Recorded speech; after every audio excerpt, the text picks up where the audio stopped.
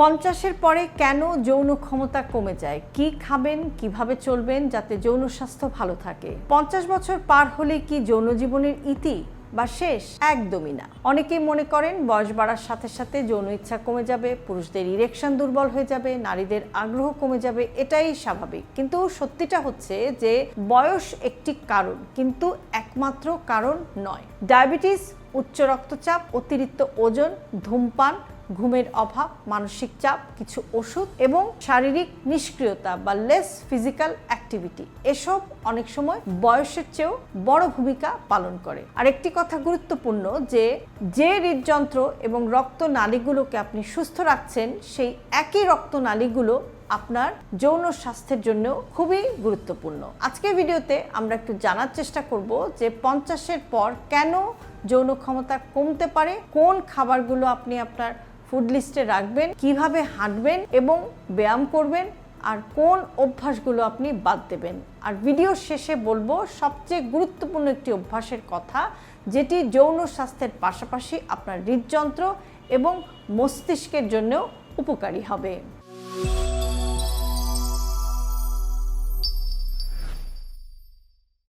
বয়স বাড়লে শরীরে কি পরিবর্তন হয়? 50-এর পর শরীরে ধীরে ধীরে বিভিন্ন হরমোনের পরিবর্তন শুরু হয়। পুরুষদের ক্ষেত্রে টেস্টোস্টেরনের মাত্রা বয়সের সঙ্গে কিছুটা কমতে পারে।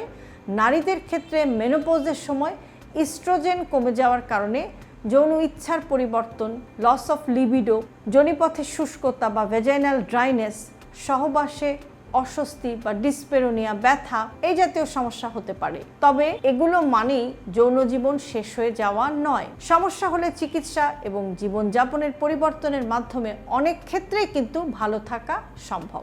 যৌন ক্ষমতা আসলে রক্তনালীর স্বাস্থ্যের সাথেও জড়িত। বিশেষ করে পুরুষদের ইরেকশন হওয়ার জন্য পর্যাপ্ত রক্ত প্রবাহ প্রয়োজন। তাই যদি আপনার উচ্চ রক্তচাপ থাকে, ডায়াবেটিস থাকে, হাই কোলেস্টেরল থাকে, আপনি যদি ওবেইস হন বা মোটা হন, আপনার যদি ধূমপানের অভ্যাস থাকে, তাহলে রক্তনালীর স্বাস্থ্যের ওপরে প্রভাব পড়তে পারে এবং এই কারণে আপনার যৌন ক্ষমতার ওপরেও কিন্তু এটার প্রভাব পড়তে পারে এবং যৌন ক্ষমতা কমে যেতে পারে। তাই শুধু যৌন ক্ষমতা ভালো রাখার জন্য নয়, আপনার হৃদযন্ত্র ভালো রাখার জন্য আপনাকে একটি কন্ট্রোলড জীবনযাপন বা একটি নিয়ন্ত্রিত জীবনযাপন এর মধ্যে কিন্তু আসতে হবে। ডায়াবেটিসকে অবহেলা করবেন না।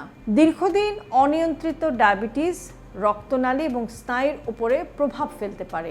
এর ফলে পুরুষদের ইরেকশন সমস্যা হতে পারে। তাই 50-এর পর নিয়মিত রক্তের শর্করা, হিমোগ্লোবিন A1C এই পরীক্ষাগুলো করা দরকার এবং চিকিৎসকের পরামর্শ অনুযায়ী ডায়াবেটিস নিয়ন্ত্রণে রাখা বা ব্লাড সুগার নিয়ন্ত্রণে রাখাটা অত্যন্ত গুরুত্বপূর্ণ।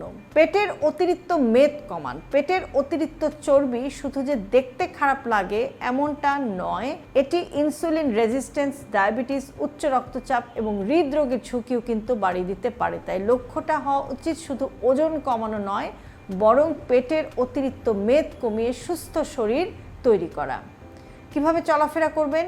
এখানে কোনো জাদুকরি ব্যায়াম নেই। প্রতিদিন নিয়মিত হাঁটা শুরু করুন। 30 থেকে 45 মিনিট দ্রুত হাঁটা সপ্তাহে বেশিরভাগ দিন।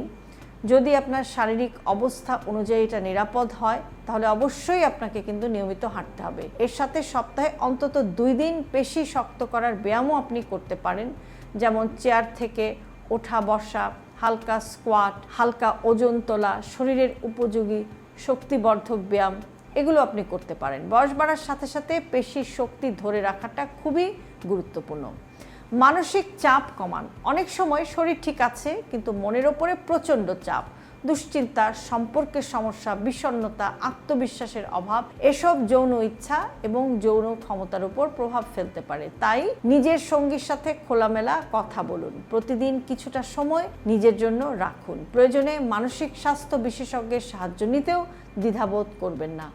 ঘুমকে অবহেলা করবেন না। রাতে নিয়মিত যদি ভালো ঘুম হয়, তাহলে কিন্তু আপনার শরীর এবং মস্তিষ্ক দুটোই ভালো থাকবে। আর ভালো ঘুম না হলে শরীর মস্তিষ্ক দুটোই ক্লান্ত হয়ে যাবে। যাদের প্রচণ্ড নাক ডাকা, ঘুমের মধ্যে শ্বাস বন্ধ হয়ে আসা বা দিনের বেলা অতিরিক্ত ঘুম ঘুম ভাব থাকে, তাদের স্লিপ অ্যাপনিয়া আছে কিনা চিকিৎসকের সাথে কথা বলে সেটা কিন্তু দেখে নেওয়া উচিত বা সেটা অবশ্যই চিকিৎসকের সাথে কনসাল্ট করা উচিত। এবার আসি সবচেয়ে গুরুত্বপূর্ণ জায়গায়, সেটা হচ্ছে খাবার। যৌন ক্ষমতা বাড়ানোর কোনো একটি ম্যাজিক খাবার কিন্তু নেই, বরং আপনার পুরো খাদ্যাভ্যাসটাই সবচাইতে গুরুত্বপূর্ণ। মাছ, রুই, কাতল, ইলিশ সহ বিভিন্ন ধরনের মাছ পরিমিতভাবে আপনি আপনার খাদ্য তালিকায় রাখতে পারেন। ডিম, ভালো মানের প্রোটিনের উৎস হচ্ছে ডিম। ডাল এবং ছোলা প্রোটিন এবং আঁশের ভালো উৎস। শাকসবজি, প্রতিদিন বিভিন্ন রঙের শাকসবজি রাখুন।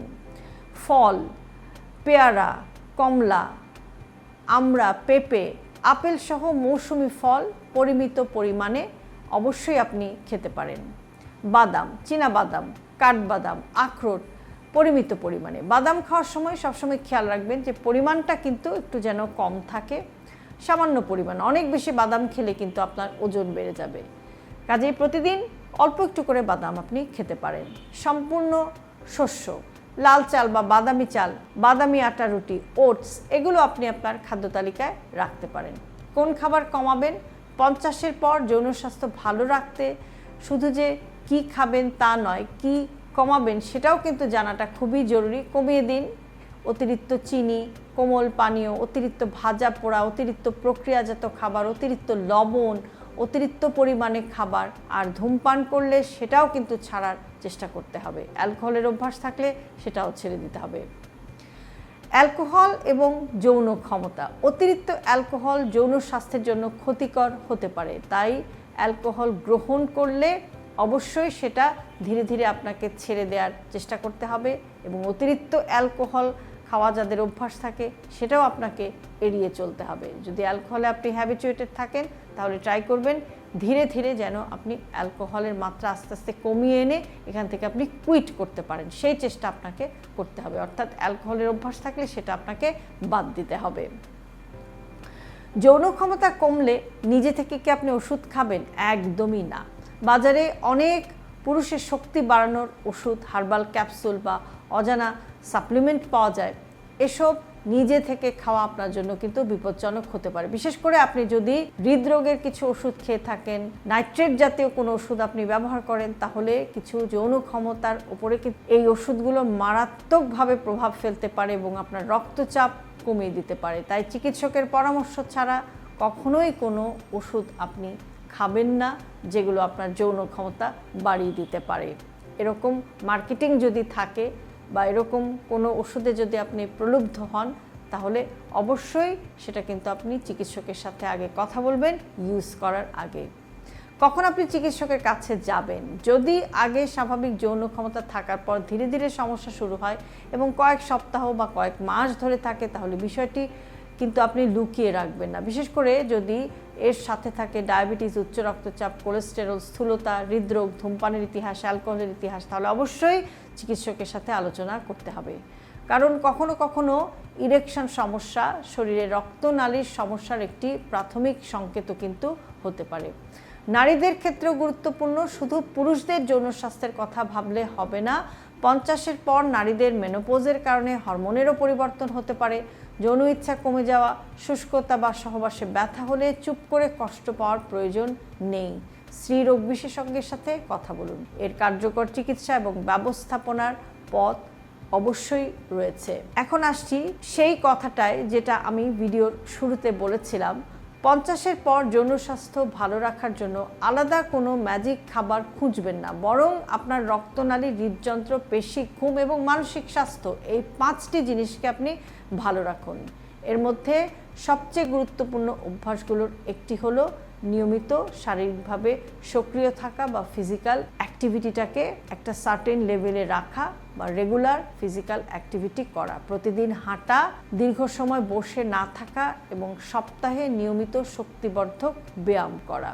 শুধু যৌন স্বাস্থ্যের জন্য নয়, হৃদযন্ত্র, ডায়াবেটিস, ওজন এবং মস্তিষ্কের স্বাস্থ্যের জন্য এগুলো বিশেষ বিনিয়োগ হতে পারে। 50 পার হওয়া মানে জীবনের গুরুত্বপূর্ণ একটি অধ্যায় শেষ হয়ে যাওয়া নয়, বরং এই বয়সে নিজের শরীরকে একটু বেশি গুরুত্ব দিতে হয়। ভালো খাবার খাবেন, নিয়মিত হাঁটবেন, ওজন নিয়ন্ত্রণে রাখবেন, ভালোভাবে ঘুমাবেন, ধূমপান অ্যালকোহল এড়িয়ে চলবেন, মানসিক চাপ কমাবেন এবং কোনো যৌন সমস্যা হলে লজ্জা না পেয়ে চিকিৎসকের সাথে কথা বলবেন, কারণ সুস্থ যৌন জীবনও সামগ্রিক সুস্থ জীবনেরই একটি অংশ। আপনার বয়স যদি 50-এর বেশি হয়, আজ থেকেই একটি কাজ শুরু করুন। প্রতিদিন অন্তত 30 মিনিট নিজের শরীরের জন্য রাখুন আর কমেন্টে লিখুন, আমি আজ থেকেই শুরু করব।